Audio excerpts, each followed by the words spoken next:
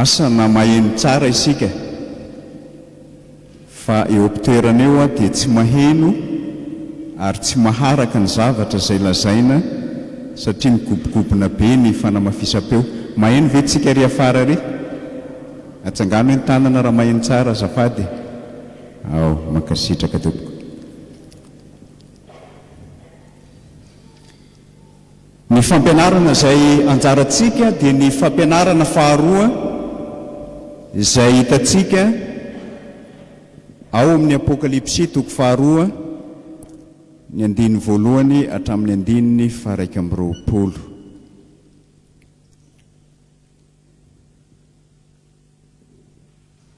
Ho vakitsika ny Apokalipsy toko faharoa, vakitsika manomboka amin'ny 1 zany hatramin'ny 1:20.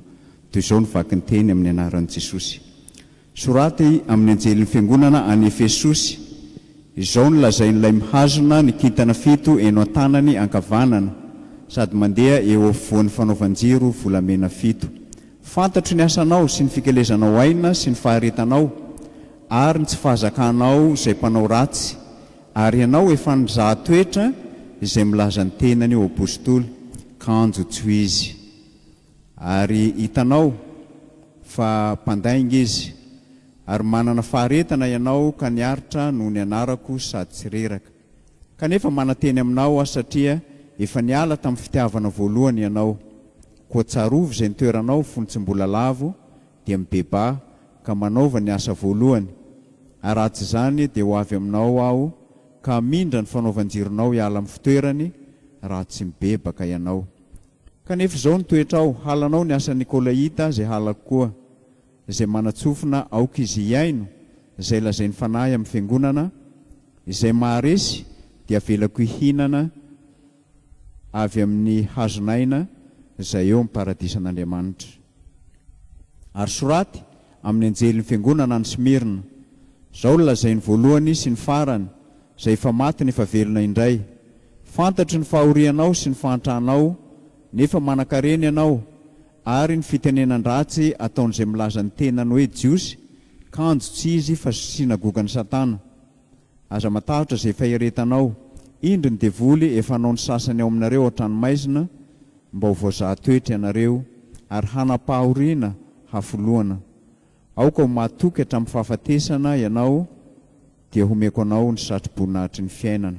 Izay manatsofina aoka izy hiaino izay lazainy fanahy amin'ny fiangonana izay maharesy tsy ho simban'ny fahafatesana faharoa. Amen.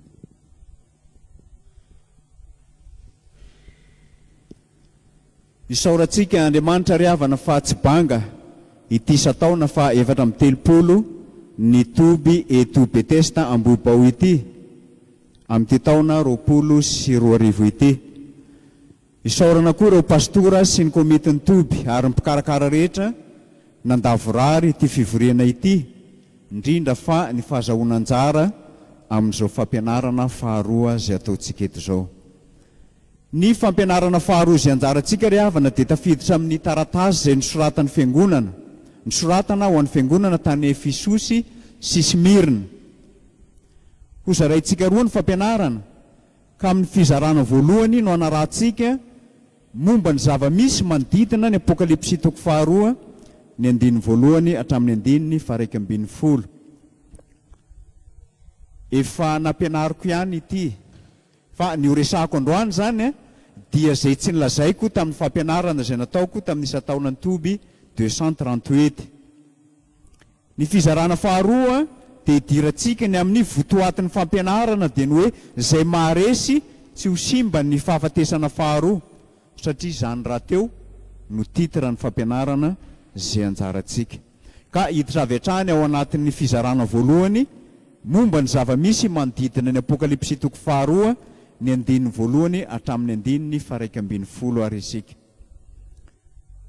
Oatsika izay mandray naoty misy polikopy ao, aza sahirana fa misy polikopy ao. Jesosy lohan'ny fiangonana, tompony tompo no manoratra taratasy ho an'ny fiangonana 7 any Azia, ka manolotra fanamby sy fampaherezana ho an'ireo izay mihaino izay lazainy fanahy masina ao amin'ny fiangonana. izy ihany koa no manitsy ny mpino ao Efesosy Smirna mba hiaino hafatra zay ampitaina aminy. Zany hafatra zany dia hafatra ho an'izay rehetra afaka mandray am-po ny tenin'Andriamanitra ka mampianatra azy. Hitantsika amin'ny lazain'ny Jakoba toko voalohany ny 7:20 sy ny 4:20 ary ny 5:20 zany. Inona ny toetra ny tanànan'ny Efesosy? Efesosy ry havana dia tanàna nalaza teo amin'ny tontolo taloha. Efesosy ny tanàna nanompoan'i Paoly nandritra ny 3 taona. Hitantsika ao amin'ny asan'ny apôstôly toko 7:1 zany. Io ihany koa ny tanàna nanompoan'i Aquila sy Priscilla, niaraka tamin'ny Apôlôsy araka ny asan'ny apôstôly toko 7:20. Io ihany koa ny tanàna nanompoan'i Timoty mpiara-miasa akaiky amin'ny Paoly. Hitantsika amin'ny Timoty voalohany toko 1:7 zany. Ary araka ny lovan-tsofina ara-tantara ny fiangonana dia nanompo tao koa ny apôstôly Jaona. Arak'izany ny tanànan'ny Efesosy dia tanàna nandrosoan'ny fitoriana amin'ny filazantsara, nefa azo ambara ho fiangonana velon'ny tenin'Andriamanitra koa izy. Na dia voalaza fa tanàna nandrosoan'ny filazantsara azy Efesosy, dia voalaza ho ihany koa fa tanànana nanana tempolo-tsampy izy. Nalaza zay atao hoe tempolin'ny Diana, zay andriamanibavy ny fahavokarana no topohina tamin'ny fomba maloto. Ity tempoly goavam-be any Diana ny Efesosy ity dia no heverina ho ray amin'ireo toerana mahatalanjona, na misy zavatra mahatalanjona 7 maneran-tany tany aloha. Andry na potra 720 no manohana azy. Ny tsangam-bato tsirairay dia 80 metatra ny halavany ary voaravaka sary sikotra lehibe ao anatin'izany tempolo-tsampy zany. Izany hoe tsy ny fitoriana ny filazantsara ihany nanana anjara toerana lehibe amin'izany tanàna izany, fa ny fisian'ny tempoly zay tempolo-tsampy koa ahafahan'ny olona tsy mino nanompo tao amin'izany toerana izany. Mbola hita ao ihany koa ny atao hoe tempolin'ny Artemisy, izay fitehirizana ny volam-panjakana na banky lehibe anankiray eo amin'ny tontolo taloha. Izany hoe toerana ametrahan'ny mpivarotra, ametrahan'ny mpitondra fanjakana ny volana, ametrahan'ny mponina ny volana mba harovan'ny Andriamanitra zay topoin'izy ireo ny volana. Izany hoe ity toerana ity zany zay toeran-tsampy ity dia misy banky anankiray ao, ka ilay Andriamanitra no miaro ny volananany, ilay Andriamanitra no mampisy lanja ny volana. Vokany lasa tia zava-dratsy ny mponina tao Efesosy, nanjaka ny finonom-poana. Ary ny tena izy aza dia niasa mafy kosa tana mba ahazo olona mafy ao amin'izany tanàna ny Efesosy zany. Boky mirakitra ody maro sy fampisaviana no tao amin'ity tanànan'ny Efesosy ity. Mahafinaritra nefa dia zao ry havana, Jesosy ilay miazona ny kintana 7 eto an-tanany ankavanana sady mandeha eo afovoan'ny fanaovan-jiro volamena 7 koa dia manatrika ny fiangonana tao Efesosy izy. Midika zany fa Jesosy dia manatrika ny fiangonana ary izy no ivon'ny fiangonana. Any Jesosy ny fiangonana fa tsy any mpitondra fiangonana, na an'izay mihevitra ny tenany ho tompon'ny fiangonana. Tsy ndrin Jesosy tsara mazava tsara eto fa azy ny fiangonana, izy ny ivon'ny fiangonana ary izy no mihazona na mitazona ny fiangonana. Zany hoe tena eo am-pelatana ny fiangonana. Ny fanontaniana mipetraka dia ny hoe mbola manatrika ny fiangonantsika ve Jesosy, ary mbola ivon'ny fiangonantsika ve izy ankehitriny? Mbola ao ve izy? Ary raha ao izy dia manao inona? Ary raha izy no ivony, inona ny ataony amin'izany maha-ivony ao anatin'ny fiangonana izany? Fantatry Jesosy mazava tsara amin'ny Tsipriany ry havana, ary fantany ihany koa ny fiainan'ny fiangonana tao Efesosy, fantany ihany koa ny asany. Izany hoe Jesosy dia mijery ny fiangonana ary fantany zay rehetra mitranga ao. Fantany zay rehetra mitranga ao, fantany amin'ny Tsipriany ny fiainan'ny olona ao, fantany hatramin'ny miafina indrindra aza. Zany indrindra no nylazany hoe fantatry ny asanao. Misy zavatra 5 ideran'i Jesosy ny fiangonana tany Efesosy. Misy zavatra 5. Ny voalohany, fantatry Jesosy fa miasa mafy ho an'ny tompo ny fiangonana tao Efesosy. Miasa mafy ho an'i Jesosy izy. Zany hoe ny olona dia manao ny fomba rehetra mba hivoizana ny tenin'Andriamanitra, azahoany olona ny filazantsara, miasa mafy ho an'ny tompo izy. Ny faharoa dia fantatry Jesosy ihany koa fa manana fiaretana araka an'Andriamanitra izy. Olona manana fiaretana, olona manana zavatra iaretana noho ny amin'i Jesosy Kristy. Ny teny Grika ilazany azy dia ny hoe hypomene, izay midika hoe fiaretana maharitra zany. Zany hoe ny olona ao Efesosy zany dia tsy miaritra zavatsarotra mandalo fotsiny, fa miaritra zavatsarotra maharitra izy. Tahaka ny fiainantsika koa. Tonga ny fahoriana androany, mbola tsy miala tonga koa ny ray manaraka, ary mbola tsy afaka ny manaraka tonga koa ny hafa rapitso. Amin'izany no ilana ny hoe faharetana maharitra. Rehefa maharitra amin'ny finoana ny tompo mantsy ny kristianina dia mahafiorina koa ny fiangonana. Zany hoe rehefa mahafiorina isika dia manana fiangonana mahafiorina Jesosy Kristy.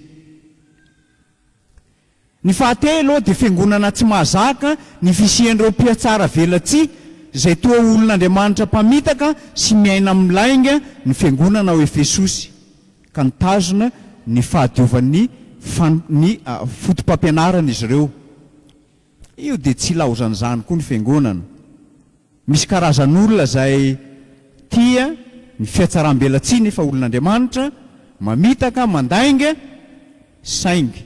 Ny fiangonana tao Efesosy dia tsy azony fantazona fampianarana mahafiorina izay natolotra azy.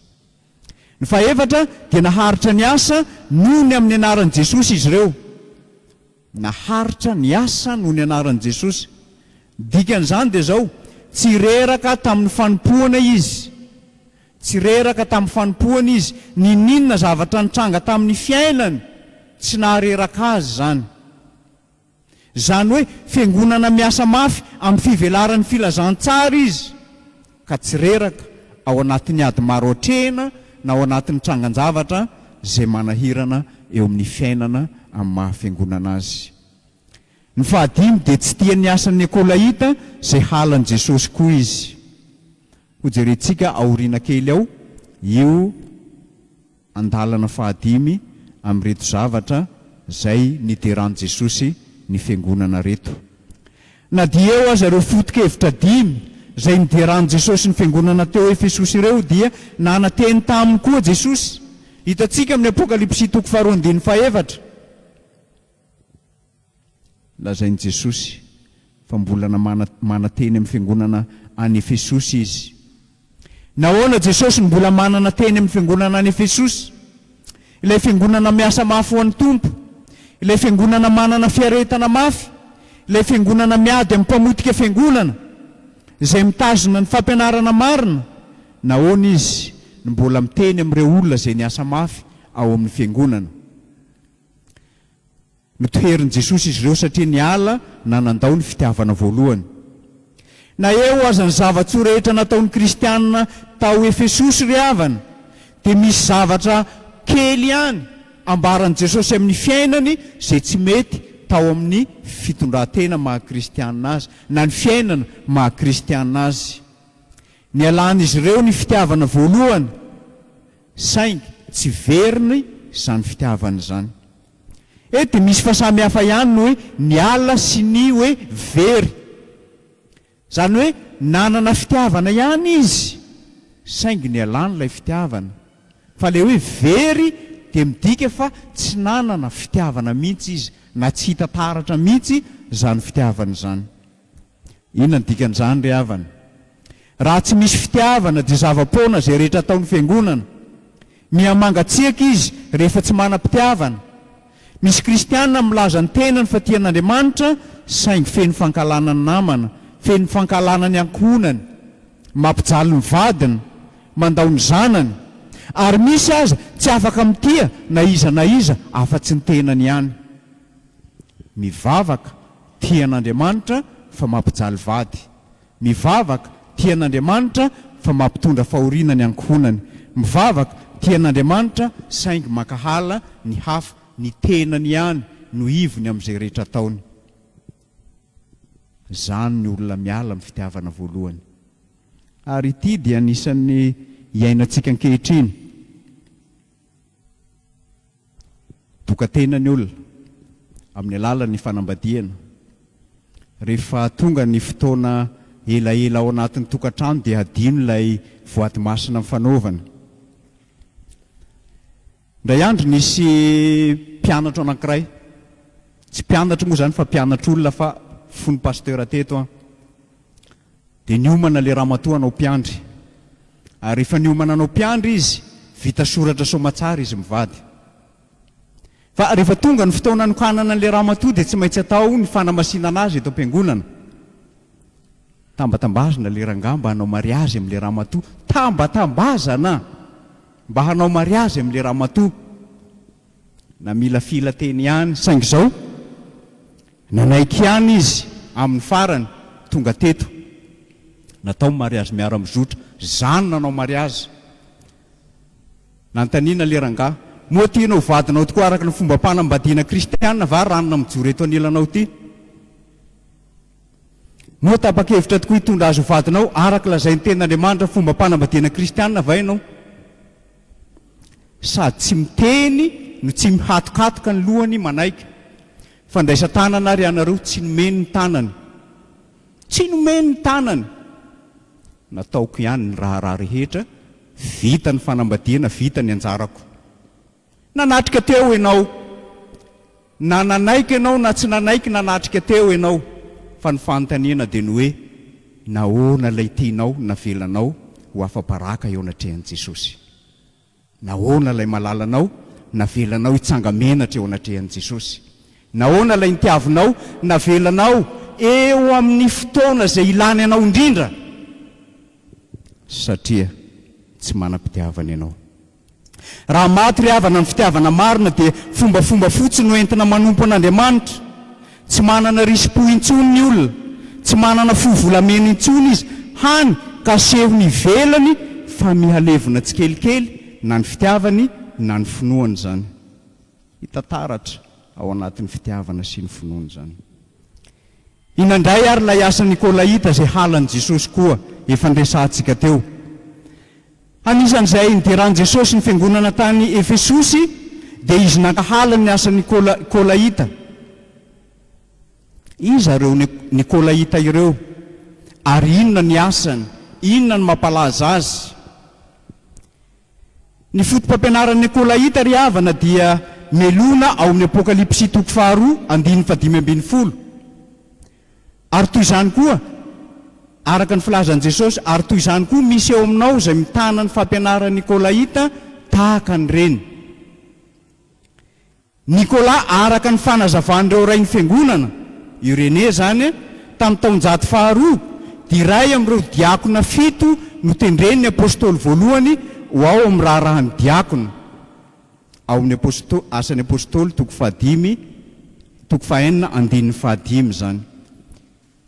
Ny anarana Nikola dia avy amin'ny teny Grika hoe Nikolaos, izay midika ara-baka teny hoe mandresy ny vahoaka.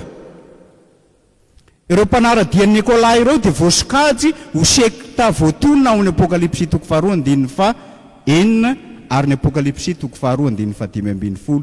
Mitovitovy amin'ny fotom-pampianaran'ny Balama ny fampianarany. Amin'izy ireo dia azo atao tsara ary ara-dalàna ny mihinana ny zavatra atao sorona amin'ny sampy. Azo atao tsara ny manana fitondran-tena maloto tahaka ny fijangajangana izay mifanohitra amin'ny didin'ny fiangonana zany.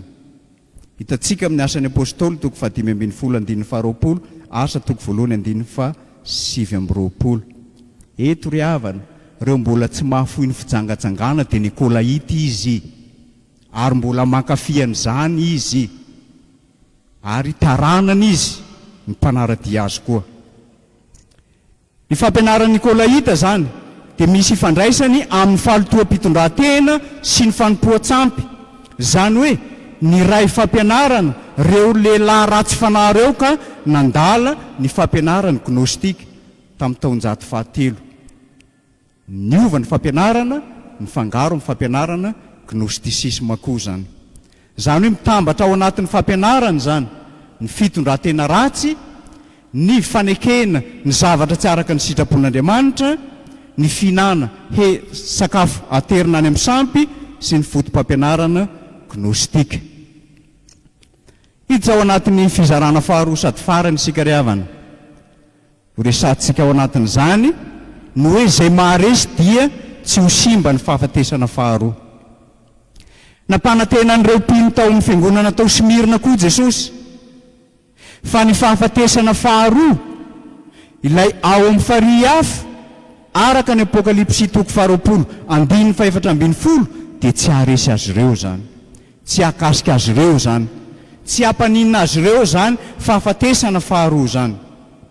Ny anarana hoe Smirna mantsy dia nalaina avy amin'ny teny Grika tranainy hoe mira na miora, izay manondro ny menaka manitra izay ampiasana hanamboarana faty na maty zany.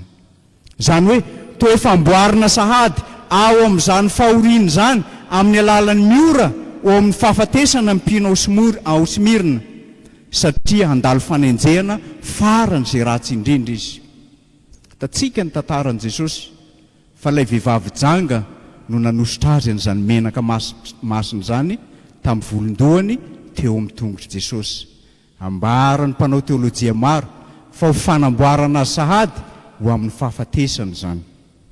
Fa eto Smirna, ilay tanàna manitra, tanànany miora, dia tsy hafa fa misy kristianina maro atolotra sahady ho ao amin'ny fahoriana sy ho ao amin'ny fahafatesana ao amin'izany tanàna zany. Fantatry Jesosy tsara ny fijaliana lalina izay tsy maintsy atrehan'izy ireo, ny fanenjehana mafy izay mahazo azy koa ny taratasy dia nisoratana mba ho fampaherezana azy ireo ahafahan'izy ireo mifikitra mafy amin'ny finoana mandritra io fotoam-pahoriana farany izay mafy io. Nampitandrina nefa Jesosy fa mbola hijaly sy enjehana mafimafy kokoa izy. Inona ny dikan'izany ry havana? Rehefa manara-dian'ny tompo isika, arakaraka ny anarahantsika dian'ny tompo, ny mahamafy ny sedra sy ny zavatsarotra izay iainantsika. Rehefa mampianatra mpiandry dia averiko foana, raha mbola tsy mpiandry ianao dia kaporal ny devoly izay manenjika anao, lay ambanimbany grady indrindra. Rehefa miomana ianao dia miakatra kapiteny izy, rehefa hatokana ianao dia miakatra kolonel izy, ary rehefa voatokana ianao miakatra jeneraly izy. Dikan'izany dia zao, misy ady atrehina foana amin'ny fanarahana ny tompo, ary tsy mora ny ady izay tsy maintsy miafara amin'ny fandresen'ny mino zany. Amin'izany ry havana, ny sasany dia alefa oponja, tsy ary tsy salasalana fa hiatrika fahafatesana koa azy, saingy tsy tokony hatahotra an'izany na isika na ny mponina tany Smirna. Namporosina koa ny mponina tany Smirna mba tsy hivadika eny hatramin'ny fahafatesana aza, ary nampatsiahivon'i Jesosy azy ireo fa izay maty, izay mitsangana dia tsy ho faty antoka ny fitsanganany sy ny fahafatesany, fa Jesosy ny antoka ny fiainana mandrakizay ho azy ireo rehefa ao amin'ny tompo izy. Misy antoka omeny tompo azy ao amin'izany fiainana mandrakizay zany. Arak'izany ry havana dia valosoa mandrakizay no mpanentanan'i Jesosy izay matoka tsy tratry ny fahafatesana faharoa izy. Fa mpaherezana nomeny Jesosy ireo miaritra fijaliana, fatokihana hatramin'ny fahafatesana, ary tsy salasalana fa azo antoka fa omeny Jesosy azy ireo koa ny satro-boninahitry ny fiainana izay nampanantenan'ny tompo omena izay rehetra ty azy. Ny fiainana mandrakizay dia fanomezana maimaim-poana omeny Jesosy izay rehetra mino ho amin'ny famonjena zany. Na izany aza ny satro-boninahitry ny fiainana dia valosoa azo no ny asa manokana ho an'ireo mpanompo izay mahatoky ny kiry manoloana ny fitsapana izay nahazo azy. Omeny tompo ny mpandresy zany satroboninahitry ny fiainany zany. Tsy mahagaga raha namarana ny taratasiny ho an'ny fiangonana tao Simirina ity ny tompo amin'ny teny hoe zay manatsofina avelao izy iaino zay lazainy fanahy amin'ireo fiangonana, izay maharesy dia tsy hovoany fahafatesana faharoa, ary zay rehetra voavonjy amin'ny fahasoavana amin'ny finoana dia tsy maintsy ary tsy maintsy iaino tsara ny tenin'i Kristy ka handray izany ao am-po izy. Ny fahafatesana faharoa araka ny voalazantsika teo dia tsy hafa fa ny faharihy mirehetra afo sy ny fary zany.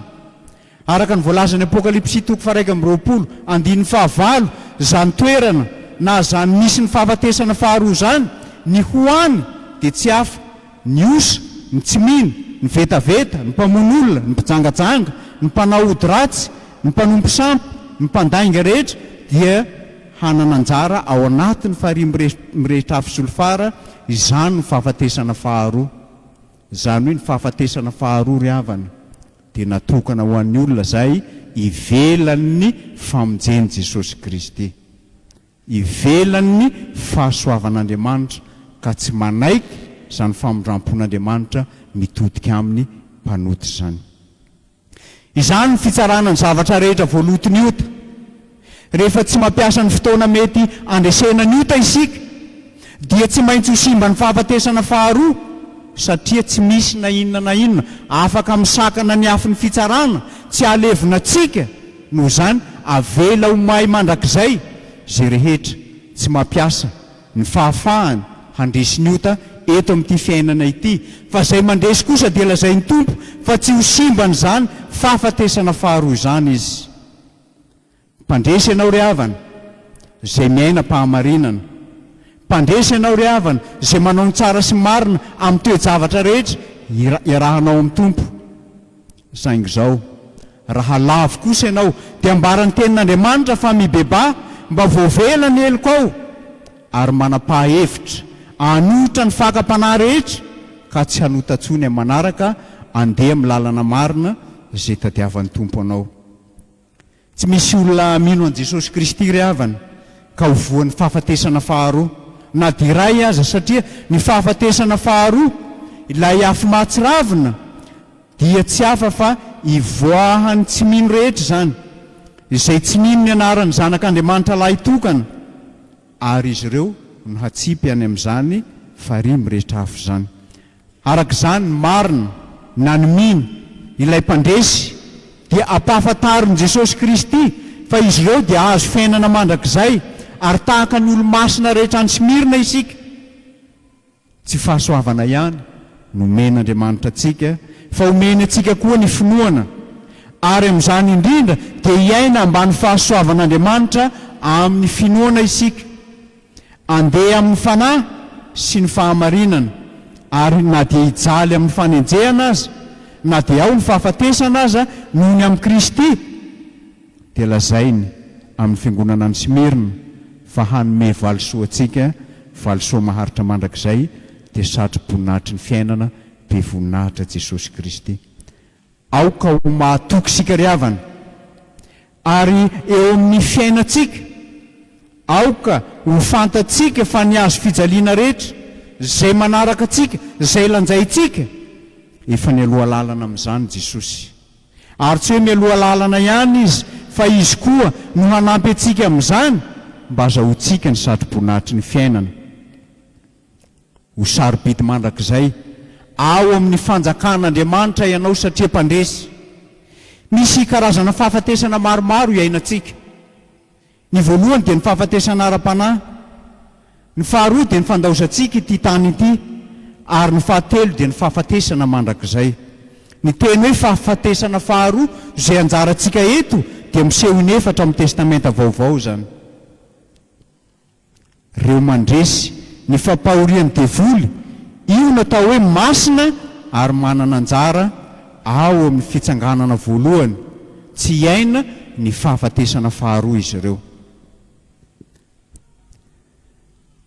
Rehefa voavonjy ny olona anankiray ry havana, araka ny voalazantsika teo dia tsy hiara-ny fahafatesana faharoa izy, na dia maty aza, na dia miala amin'ity fiainana ity aza, na izany aza ny olona tsy voavonjy izay miaina ny fahafatesana faharoa kosa hitsangana ihany izy saingy hitsangana amin'izany fahafatesana faharoa zany. Hitsangana ihany izy saingy hiaina n'izany fanasaziana maharitra mandrakizay zany. Miavaka kosa ry havana ny mpandresy izay tsy ho tratra ny fahafatesana faharoa. Ny teny hoe mpandresy izay ataontsika amin'ny teny grika hoe nikon dia izao izay mandresy ny fahotana sy ny fomba n'izao tontolo izao ary ny fomba ny satana no lazaina amin'izany, ary manana paharetana amin'ny ady izy. Tsy resy na dia tady lofika aza indraindray, tsy resy na dia hita tady hokivy aza indraindray. Ry havana, tsy maintsy sedraina koa ny fandresentsika, tsy maintsy sedraina ny fandresentsika. Tsara ny fandresena saingy sarotra kosa ny miaina ny ady sy ny fangirifiriana izay sedraina eo an-tany-piadiana. Mira fandresena foana isika satria mahafinaritra zany. Fahatsiaroanao ve ilay ady mahafinatrenao, ilay sedra teo amin'ny fandresenao. Ady tsaina sy ady panahy no azontsika mialohan'ny fandresena. Ny fahasarotana sy ny fangidiana no azontsika mialohan'izany fandresena zany. Mpandresy izay ao amin'ny Kristy nefa tsy maintsy mangotraka ny ady hatreny. Ny fahavalo voalohany amin'izany adiny mpandresy zany ry havana dia ny ankohonana aloha. Zany ny ady tsy maintsy hatrehin'ny mpandresy ao amin'ny ankohonana aloha, ary tsy maintsy mandresy zany ady ao amin'ny ankohonana zany izy aloha. Zany no adiny mpandresy. Ny fahavalo faharoa dia ireo mody namana, ireo mody akaiky anao. Ary ny fahavalo fahatelo dia satana, nofo ary izao tontolo izao. Reo ry havana ny ady mangotraka izay tsy maintsy hatrehintsika. Tadidio ry havana, fa ny mpandresy dia tsy maintsy hodidiny fikomiana sy fanoherana izy. Satria heverin'ny olona fa tokony iray aminy ianao. Ny mpandresy izay tsy manaiky ny hiray lasitra amin'izao tontolo izao dia hisedra fanoherana izy. Ny mpandresy izay tsy mety manaiky hiara-dia amin'izao tontolo izao dia tsy maintsy hiatrika ady izy, ary zany ady zany dia ho ady mitohy ka mila faharetana zany. Farany tsy maintsy hiainana koa ny fandresena, na dia miavaka aza zany fandresena zany. Na dia sedraina aza ny fandresena ry havana dia tsy maintsy hiainantsika zany. Ka ny mpandresy dia tsy maintsy mifikitra mafy ary mitazona ny finoana any Jesosy Kristy. Manome fampanantenana ho anao mpandresy izy fa hihinana amin'ny hazonaina ianao, ary tsy ara ny fahafatesana faharoa, ary tsy ho simba ny fahafatesana faharoa ihany koa. Meteza ho mpandresy amin'ny ady, meteza ho tariany Jesosy ao anatin'ny ady mba andresenao koa. Aza manalavitra azy amin'ny ady rehetra izay sedrainao, na mafy na manahoana ny avesatrany miarah amin'i Jesosy amin'izany ady zany. Sedraina ny fandresenao, nefa izao koa tsy maintsy hiainanao izany fandresena zany mba hitanao ny voninahitry ny Tompo izay iarahany aminao. Iara hivavaka isika ry havana. Saotranao izay Jesosy fa maro aminay no efa voasedra ny finoanay, ary efa voasedra koa ny fandresenay, nefa mbola misosoka ihany ny ady mafy, ny fahasarotana iainanay. Ampiainao anay izany fandresena maritra mandrakizay zany, ary ahafahanay rehetra koa miara-miredona fa hinana ny hazonaina izay homaninao anay ka tsy ho tratra ny fahafatesana faharoa zay. Dia tsarovy amin'ity maraina ity ireo rahalahy sy anabavy miatrika ady isan-karazany ao amin'ny fahavalo izay manemitra azy, ao amin'ny ankohonana, ny namana, ny mpiara-miasa, ny toerana rehetra izay alehan'izy ireny. Hodidiny mpahavalo ny mino, fa ianao ny laza fa ny vavahady ny fiaina-tsita tsy haresy ny fiangonanao dia ny olo-mino zany. Ataovy mpandresy ao aminao Jesosy Kristy ny fiangonanao tsirairay avy. Amen.